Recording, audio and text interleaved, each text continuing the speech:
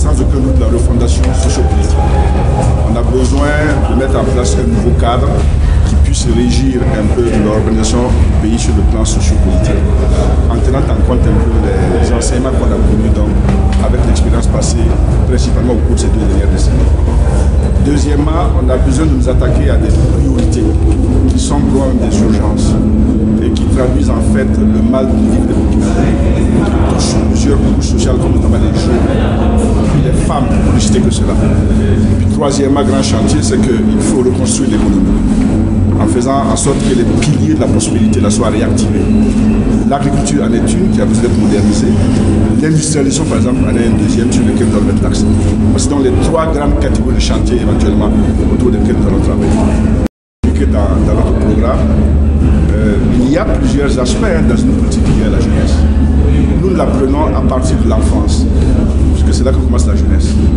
Et par exemple, nous avons décidé que le préscolaire deviendra une partie intégrante du système scolaire. Donc du préscolaire à l'université, nous avons tout un tas de réformes et d'innovations qui permettront de faire en sorte que l'offre éducative soit non seulement augmentée, mais de meilleure qualité, et que la formation débouche surtout sur l'employabilité. Ça ne sert à rien que des gens aient des diplômes si les cursus qu'ils ont suivis là ne leur permettent pas d'avoir un emploi. Ça, c'est donc la question liée à l'éducation. Deuxièmement, la jeunesse a un problème au niveau de l'emploi. La jeunesse se plaint qu'il y a le chômage.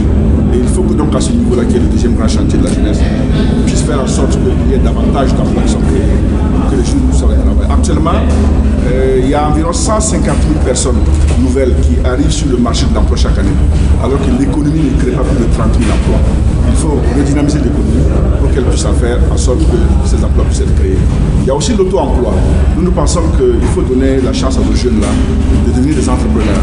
Que ceux qui ont des projets intéressants, soient soutenus et aidés par l'État. C'est pour ça que nous mettrons en place un fonds de capital risque qui va sélectionner les projets promoteurs et faire en sorte qu'on puisse les financer pour qu'ils puissent démarrer. Et puis il y a la question de la place des jeunes dans la société dont on ne parle pas souvent. Ils ont besoin d'être reconnus et d'être responsabilisés. C'est pour cela que j'ai évoqué la question du quota des jeunes. On a un quota femmes au niveau des élections législatives.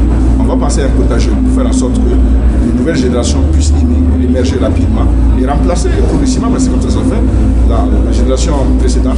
Parce qu'il est important que tant qu'on ne met pas le pied à l'étrier, comment voulez-vous qu'ils apprennent et comment voulez-vous que demain ils puissent être plus responsables.